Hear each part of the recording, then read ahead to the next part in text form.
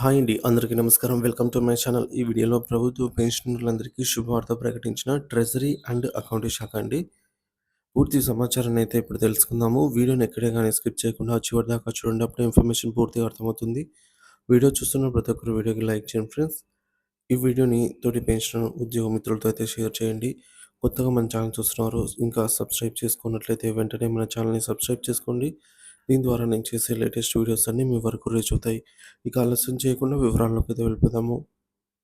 ఆంధ్రప్రదేశ్ రాష్ట్రంలో pension commutation రికవరీపై కొత్త మార్గదర్శకాలు. పెన్షనర్లకు శుభవార్త. ఆంధ్రప్రదేశ్ రాష్ట్ర ప్రభుత్వానికి చెందినటువంటి ఖజానా శాఖ పెన్షనర్లకు ఖజానా శాఖ ఏపీ పెన్షనర్లకు ఊరట కలిగించే విధంగా కొత్త మార్గదర్శకాలనైతే అమల్లోకి తీసుకొనొచ్చింది.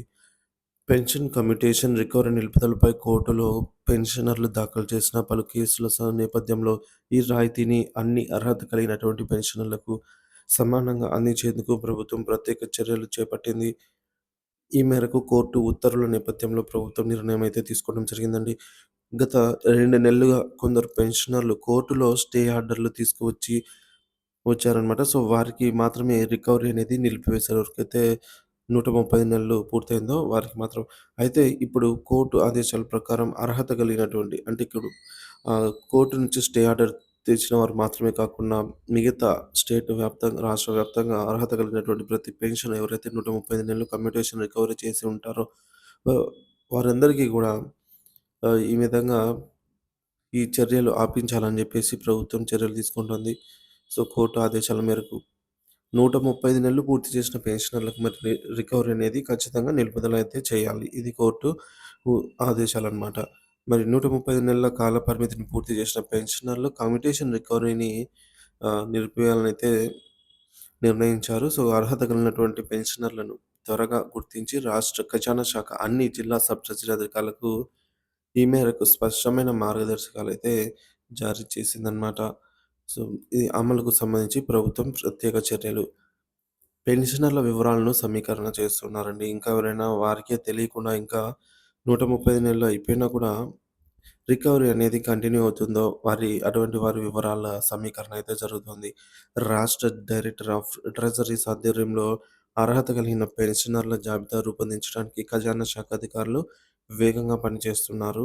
డిజిటల్ టూల్స్ వినియోగం, పెన్షనర్ల వివరాలను సక్రమంగా విశ్లేషించేందుకు అధునాతన డిజిటల్ టూల్స్ అయితే ఉపయోగించనున్నారు.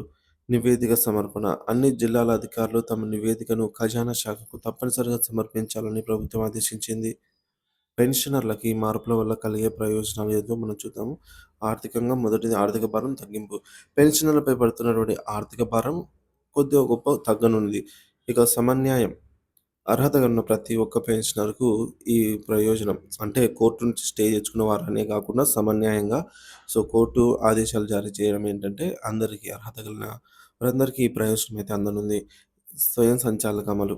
కోర్టు ఆదేశాల ప్రకారం పెన్షనర్లకి ఈ మార్పు ఆటోమేటిక్‌గా అమలయ్యేలాగా చర్యలు. అంటే పెన్షనర్‌లే గుర్తించి 135 నెలలు పూర్తయిందని చెప్పి ఇలా కాకుండా ఆటోమేటిక్‌గా ఆ రికవరీ 130 నెలలు ఉన్న వారందరికీ ఆఫ్ అయ్యేలాగా ఆటోమేటిక్‌గా చర్యలు.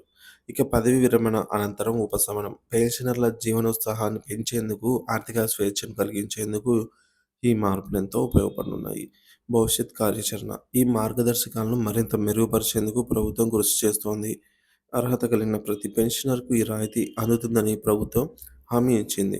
రాష్ట్రంలోని పెన్షనర్ల జీవితాలను సులభతరం చేయడంలో ఈ నిర్ణయం కీలక పాత్ర పోషించనుంది. మరి తాజా ఈ మార్పుల ద్వారా పెన్షనర్లు ఆర్థికంగా కొంత ఉపశమనం పొందుతారని వారు ప్రభుత్వ ఉత్తర్వులను నిరీక్షించి తమ ఖజానా శాఖ అధికారులతో సంప్రదించాలని కూడా సూచించారు.